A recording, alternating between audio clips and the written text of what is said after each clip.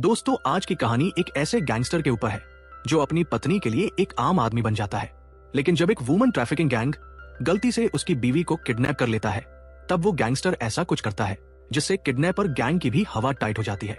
अब वो गैंगस्टर किस तरह से अपनी पत्नी को बचाता है, चलिए जानते हैं। मूवी की शुरुआत में हम डोंग नाम के एक आदमी को देखते हैं जो अपने दोस्त के साथ सुबह सुबह फिश मार्केट में फिश डिलीवर कर रहा होता है। तभी वहाँ पर फिश मार्केट का यूनियन लीडर किसी आदमी से बकाया अमाउंट वसूलने के लिए उसके साथ मारपीट करता है, जिसे देखकर डोंग को बुरा तो लगता है, लेकिन वो दोस्त के साथ खड़ा रहकर एक ओबीडियंट एम्प्लॉय की तरह इस मैटर को इग्नोर कर देता है, क्योंकि यूनियन लीडर बहुत पावरफुल आदमी होता है। अब यूनियन लीडर जब डोंग के पास से गुजरता है तो वो डोंग के काम की तारीफ करता है और वहां से चला जाता है। अब कुछ देर बाद डोंग के पास एक कॉल आती है, इसलिए वो भी मार्केट से निकल जाता है। अब डोंग पहले एक गैंगस्टर हुआ करता था, जिस वजह से उसके मन में हमेशा पैसे कमाने के नए नए आइडिया आते रहते हैं। हालांकि वो अपनी वाइफ को भी अपने बिजनेस के बारे में बताना चाहता है, लेकिन डोंग की वाइफ नहीं चाहती थी कि डोंग अपने ऊपर और कर्ज बढ़ाए, इसलिए डोंग छुपकर साइड बिजनेस करता है। और इस बार वो बिजनेस के तौर पर कोरिया से किंग क्रैब इंपोर्ट करने वाला है, जिन्हें बेचकर वो अच्छा खासा प्रॉफिट जनरेट कर सकता है। अब क्योंकि डोंग भी इस बात को जानता है कि वो पहले भी कई बिजनेस में इन्वेस्ट कर चुका है जहां उसे लॉस और धोखे के अलावा कुछ नहीं मिला, तब से वो अपने सारे नुकसान की भरपाई के लिए ऐसे बिजनेस आइडिया खोजता रहता है। अब वो कुछ पैसे लोन पर लेकर इस क्रैब्स वाले बिजनेस में इन्वेस्ट कर देता है। हालांकि डोंग ये बात जानता था कि किंग क्रैब की शिपमेंट होने में महीनों का समय लग सकता है, लेकिन वो फिर भी अपने पैसे इन्वेस्ट कर देता है।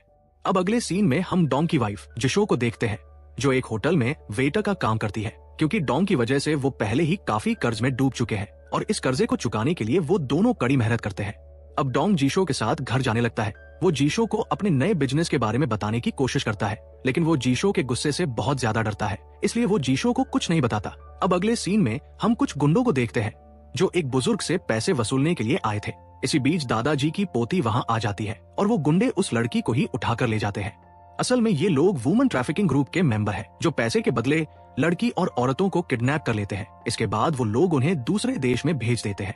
अब वो लोग उस लड़की को लेकर जा ही रहे होते हैं कि तभी उनकी गाड़ी दूसरी गाड़ी को टक्कर मार देती है, जो कि डोंग की होती है। अब डोंग अपनी गाड़ी से बाहर आता है और उन लोगों को ठीक से कार न चलाने के लिए डांटने लगता है, लेकिन वो लोग उल्टा डोंग को ही सुनाने लगते हैं। अब जब जीशो ये सब देखती है तो वो भी गाड़ी से बाहर आ जाती है, लेकिन इसी बीच वुमन ट्रैफिकिंग के लीडर कीताई की नजर जीशो पर पड़ जाती है, जिस वजह से लीडर को पहली नजर में ही जीशो पसंद आ जाती है। और अब कीताई उन दोनों की नजर में महान इंसान बनने के लिए अपने ही आदमी को मारने लगता है, जिसे देखकर डोंग और जीशो डर जाते हैं। इसके बाद वो डोंग से माफी मांगता है और वहां से चला जाता है। अब अगले दिन डोंग अपने लीडर के पास पैसे लेने जाता है, क्योंकि कल जीशो का बर्थडे है और वो जीशो को सरप्राइज देने की सोचता है, जिसके लिए उसे पैसे की जरूरत पड़ती है। अब वो लीडर से पैसे मांगता है, लेकिन लीडर कहता है कि अभी उसके पास सिर्फ 2000 रुपए है, बाकी के पैसे बाद में दूंगा। अब बेचारा डोंग भी मरता क्या ना करता वाली सिचुएशन में फंस जाता है, इसलिए वो उन्हीं पैसों को लेकर वहां से आ जाता है। अब कुछ देर बाद डोंग को न्यूज मिलती है कि जिस शिप में उसके किंग क्रैब्स की शिपिंग होने वाली थी, वो शिप गलती से चाइनीज बॉर्डर पर चला गया है और चाइनीज आर्मी ने उसे अपने पास ही रख लिया है। और अब जब तक सारी फॉर्मल कार्यवाही नहीं हो जाती, तब तक चाइनीज सरकार उस शिप को रिलीज नहीं करेगी, जिसमें कई दिनों का समय और लगेगा। यानी कि एक बार फिर से बेचारे डोंग की वोट लग गई थी। वहीं दूसरी तरफ हम जीशो को देखते हैं, जिसके पास एक लेडी लीगल नोटिस लेकर आती है, क्योंकि जिस बैंक से डोंग ने पैसे लिए थे उसकी लास्ट डेट निकल गई थी, जिस वजह से अगर अगले महीने तक डोंग बैंक के पैसे वापस नहीं करेगा तो उनका घर और गाड़ी सीज कर दी जाएगी। अब जब लोन की बात जीशो को पता चलती है तो उसे डोंग पर काफी गुस्सा आता है, क्योंकि उसके मना करने के बाद भी डोंग कर्ज बढ़ाए जा रहा है। अब अगले दिन जीशो का जन्मदिन होता है, इसलिए डोंग जीशो को एक महंगे रेस्टोरेंट में लेकर जाता है, लेकिन जीशो का ध्यान सिर्फ लोन वाली बात पर होता है, इसलिए वो डोंग से लोन के बारे में पूछती है। लेकिन डोंग कहता है कि आज तुम्हारा बर्थडे है, लोन के बारे में हम घर जाकर बात करेंगे। लेकिन जीशो को अभी सब कुछ जानना था, जिस वजह से दोनों के बीच थोड़ी बहस हो जाती है। अब डोंग जीशो का मूड लाइट करने के लिए केक लेने जाता है, लेकिन जब वो वापस आता है तो जीशो वहां से जा चुकी थी।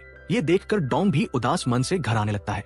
अब जब वो घर आ रहा था तो बीच रास्ते में दो गाड़ियां खड़ी होती है, जिसमें एक आदमी दूसरी गाड़ी से सामान निकालकर अपनी गाड़ी में शिफ्ट कर रहा होता है। अब डोंग को पता नहीं होता कि ये दोनों गाड़ियां जानबूझकर वहां रोकी गई है, ताकि डोंग को घर जाने में देरी हो। वहीं दूसरी तरफ वुमन ट्रैफिकिंग द्वारा जीशो को किडनैप कर लिया जाता है, जिसकी खबर अभी तक भी डोंग को नहीं थी। अब जैसे ही जीशो किडनैप हो जाती है, वैसे ही वो दोनों गाड़ियां भी डोंग के रास्ते से हट जाती है। अब कुछ देर बाद जब डोंग घर पर आता है, घर का सामान इधर उधर पड़ा होता है, जिसे देखकर डोंग समझ जाता है कि घर में कुछ तो हुआ है। अब वो जीशो को ढूंढने लगता है, लेकिन उसे जीशो कहीं भी दिखाई नहीं देती। अब परेशान होकर वो पुलिस के पास जाता है और जीशो की मिसिंग रिपोर्ट लिखवाता है। अब पुलिस भी इन्वेस्टिगेशन करती है, जिसमें डोंग के घर के पास की सीसीटीवी फुटेज देखी जाती है, जिसमें उस टाइम की फुटेज गायब थी जब जीशो का किडनैप हुआ था। यानी कि ये सब किसी की सोची समझी साजिश थी। अब डोंग स्टेशन से बाहर आ जाता है, तभी उसके पास किडनैपर की कॉल आती है, जो उससे कहता है कि तुम्हारी बीवी हमारे पास है, इसलिए पुलिस स्टेशन जाकर अपना समय बर्बाद मत करो। अब डोंग कहता है कि अगर मेरी पत्नी को कुछ भी हुआ तो मैं तुम्हें नहीं छोड़ूंगा। इस पर किडनैपर कीताई हंसते हुए कहता है कि तुम मेरा कुछ नहीं बिगाड़ सकते। इसके बाद वो डोंग को एक रेस्टोरेंट का एड्रेस देता है और उससे वहां जाने के लिए बोलता है। अब जब डोंग उस रेस्टोरेंट में जाता है तो उसे वहां पैसों से भरा हुआ बैग मिलता है, जो उस किडनैपर ने उसके लिए भेजा था। अब किडनैपर फिर से डोंग को कॉल करता है और उससे कहता है कि ये पैसे अब तुम्हारे हुए, लेकिन बदले में अब तुम्हें अपनी पत्नी को भूलना होगा। यानी कि अब से जीशो किडनैपर की अमानत है। अब ये बात सुनकर डोंग को काफी गुस्सा आता है, लेकिन बेचारा कुछ नहीं कर पाता। अब डोंग पैसों के बैग को पुलिस के पास लेकर जाता है और उन्हें सब कुछ बता देता है। अब पुलिस वाले उन पैसों को एविडेंस के तौर पर अपने पास रख लेते हैं और डोंग से कहते हैं कि हम जल्द ही इस मामले को सॉल्व करने की कोशिश करेंगे। अब डोंग वहां से आ जाता है, लेकिन वो पुलिस के भरोसे नहीं रह सकता था, इसलिए वो खुद ही जीशो को ढूंढने का फैसला करता है और इसके लिए वो सबसे पहले सिटी के बेस्ट डिटेक्टिव को हायर करता है। लेकिन डिटेक्टिव की फीस बहुत ज्यादा होती है, इसलिए डोंग अपने लीडर के पास पैसे लेने के लिए जाता है, लेकिन लीडर उसे पैसे देने से मना कर देता है। साथ ही वो डोंग को भी पिटवा देता है। अब ये सब देखकर डोंग अपने असली रूप में आ जाता है। असल में उन लोगों को अब तक पता नहीं था कि डोंग एक एक्स गैंगस्टर रह चुका है। अब डोंग उन सबको धूल चटा देता है और काफी देर तक फाइट करने के बाद वो पैसे लेकर वहां से आ जाता है। इसके बाद वो अपने दोस्त के साथ उन पैसों को लेकर डिटेक्टिव के पास जाता है और जीशो के केस को हैंडल करने की रिक्वेस्ट करता है। अब वो डिटेक्टिव अपने काम पर लग जाता है और जल्द ही उसे उस गाड़ी के मालिक का पता चल जाता है, जिसमें जीशो को किडनैप किया गया था, लेकिन वो गाड़ी किसी एजेंसी से बिलोंग करती थी, जिसे रेंट पर दिया जाता था। अब डोंग अपने दोस्त और डिटेक्टिव के साथ मिलकर एजेंसी के मालिक के घर पहुंच जाता है और उससे गाड़ी की जानकारी लेने लगता है, लेकिन एजेंसी का मालिक कहता है कि हम किसी की पर्सनल इंफॉर्मेशन शेयर नहीं करते, जिस पर डोंग को गुस्सा आ जाता है और वो उसे पीट देता है।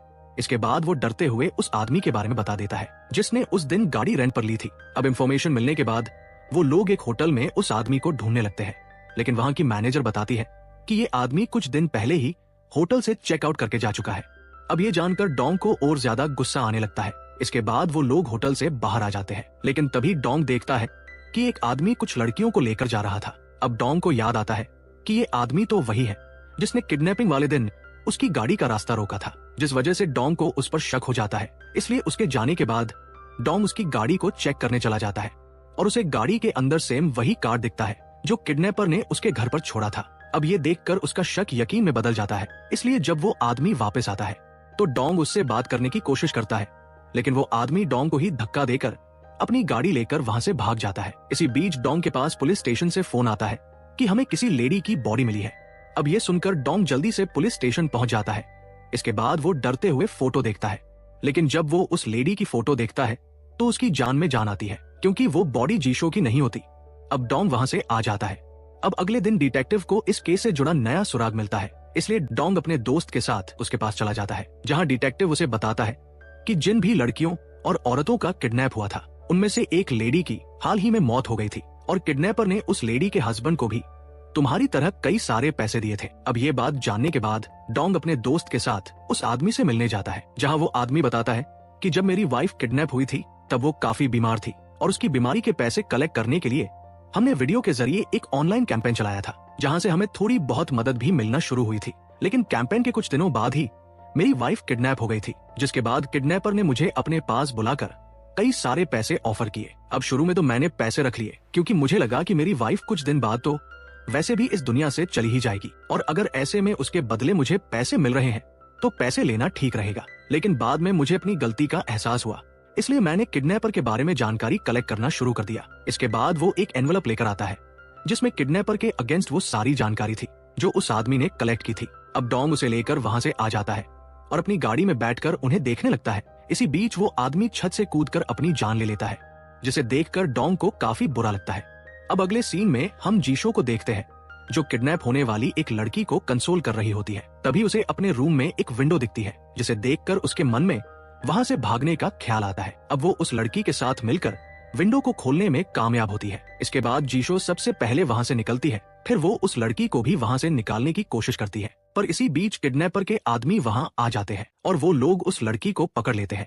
लेकिन मौका देखते ही जीशो वहां से भाग जाती है। इसके बाद किडनैपर के आदमी भी उसे पकड़ने के लिए निकल जाते हैं, लेकिन तब तक जीशो भागते हुए सड़क पर आ जाती है। इसके बाद वो एक आदमी से लिफ्ट लेती है और उसे पुलिस स्टेशन छोड़ने के लिए कहती है। अब वो ड्राइवर भी काफी अच्छा होता है, इसलिए वो उसे पुलिस स्टेशन ले जाता है। लेकिन बीच रास्ते में ट्रैफिक होने की वजह से उनकी गाड़ी वहीं फंस जाती है, पर जीशो गाड़ी से निकलकर पुलिस स्टेशन की तरफ भागने लगती है। अब इससे पहले कि वो पुलिस स्टेशन की तरफ बढ़ पाती कि तभी किडनैपर वहां आ जाता है और उसे पकड़ लेता है।